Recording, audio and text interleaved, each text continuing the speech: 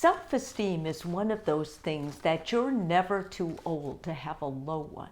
In other words, self-esteem is not chronologically compared to our age. You can be very young and have a great self-esteem. You can be very old and have a great one. Or you can be very old and have a low self-esteem, or very young and have a very low self-esteem. It's basically based on someone getting stunted or not really being able to do things that make them feel good about what they put out in life. Basically, if you were raised with helicopter parents, or you were raised with overindulgent parents, or parents even who neglected you, perhaps even, abused you in ways verbally, or they just didn't believe in you, you can grow up to be an adult who doesn't really feel good about themselves, who has a lot of doubts, they lack confidence. And this is because they were never given those experiences to fall flat and then build themselves back up. And so they live in a constant state of sort of arrested development, if you will. They're not confident in what they do, and they have a low self-esteem. Now, the problem is when you're dating, it's difficult to pick these people out, and oftentimes you end up falling in love and being in a committed relationship with a partner who has a low self-esteem. And let's be honest, all of us have low self-esteems at times, even though it's like a self-esteem follows you through life. Usually once it's established, it's really hard. It doesn't go up and down. It stays stable. It stays strong. But the aging process, or having a baby, or going through a transition with aging parents, or the loss of a child, or the loss of a loved one, can shake what you feel about yourself. It can shake your confidence. It can make you realize, what does bring me joy? Who am I now? And whenever you have those moments or existential crisis, you may notice it takes a hit on your self-esteem. But if you're in a relationship with someone who has chronic low self-esteem, the most important thing you have to know is you cannot raise it. You are not responsible for raising it. You are part of their team, and you are their best friend, hopefully, and you are in a committed relationship. But at the end of the day, it's intrinsic. It's up to them to be able to raise their own self-esteem. So what I'm going to caution you, first of all, to do is to remain autonomous. You don't want to melt into them. You don't want to become like them. You don't want to be so concerned with them that all of a sudden you lose your self-esteem as well, that you start going, oh my gosh, if I were a better partner, they would feel better, or maybe I'm doing this wrong. If I were more loving or supportive, they would feel better about themselves. No, wrong. It usually is developed at very young. And that's during the time when you're making friends, when you're being raised by your parents, when you're getting all these other experiences.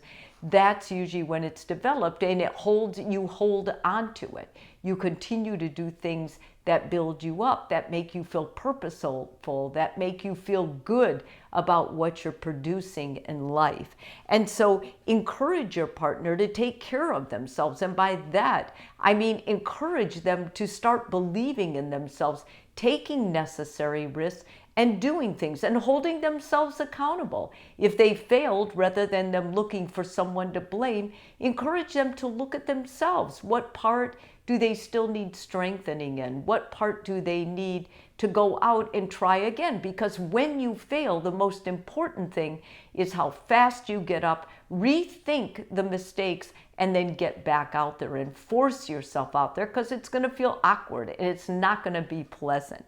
Secondly, avoid flippant comments. If your partner says something to you like, I really need to lose weight, rather than telling them something kind or nice like, well, I think you look great, you want to say, why do you say that? What part are you hoping to improve on? And then something like, maybe I could join you together with that, or maybe we could do this together, or this is something, share with them what you're doing. You don't want to just be casual about what they're feeling bad about. You want them to feel heard, that when they have something about themselves they're trying to change, you take it seriously. And rather than just patting them on the head, you actually help them. You become part of their team by basically believing in them and saying, do you want me to be your accountability partner? Maybe we could go both, set our sights to get exercise every day and we can keep each other in check. Sometimes partners want that, sometimes they don't. But every partner wants to feel heard and taken seriously. Help them see new perspectives.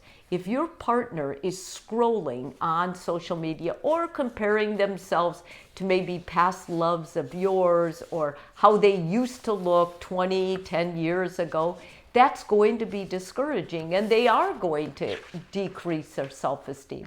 It's much better if you remind them, who are your contemporaries? Who are people that you're striving to be? Maybe you want to look for more mentors. Maybe you want to take classes or get involved in groups that are putting something good in the world rather than fretting about how they look or how they come across.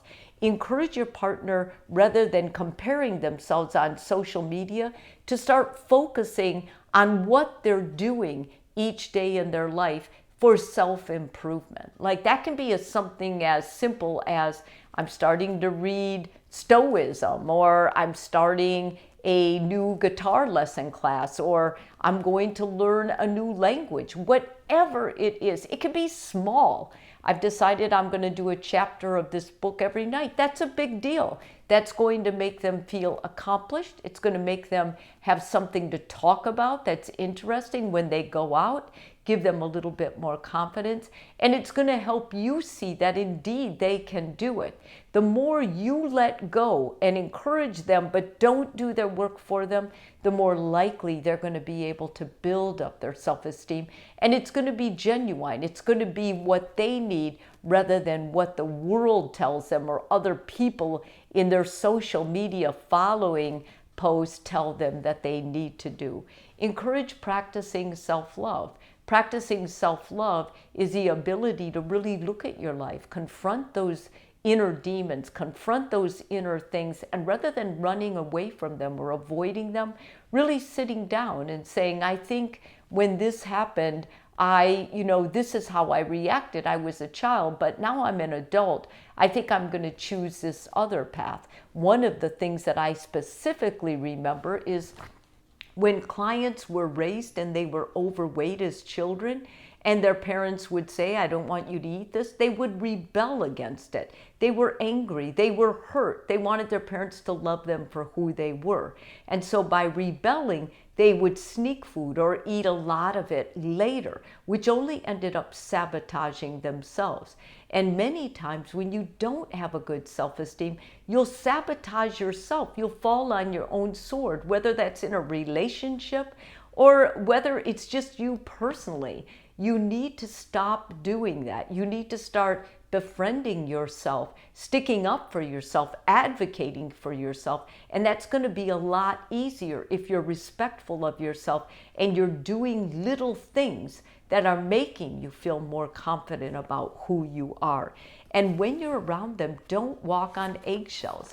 Listen, when you have a low self-esteem, you're already censoring how other people treat you, how you come across in the world. The last thing you want is for your partner to feel uncomfortable, not be able to be real. And not only that, when people start censoring themselves in a relationship, they become less honest. And when you become less honest with your partner, the depth of the relationship cannot grow. It cannot deepen. And when it can't deepen, it basically stays superficial. And it's much easier to detach and leave the relationship. If you're trying to go for a long-term committed relationship, you want to confront those big issues. You want to have those tough talks. And you want to be real with your partner rather than kind of hush, hush, oh, don't say this upsets them, or we got to be careful for them, thinking they're weaker. When you treat someone like that, they start believing that's who they are. And that's exactly the opposite of what we want if we're trying to help our partner build up a higher self-esteem. If this video is helpful for you, please subscribe. And if you're already a subscriber, thank you so much.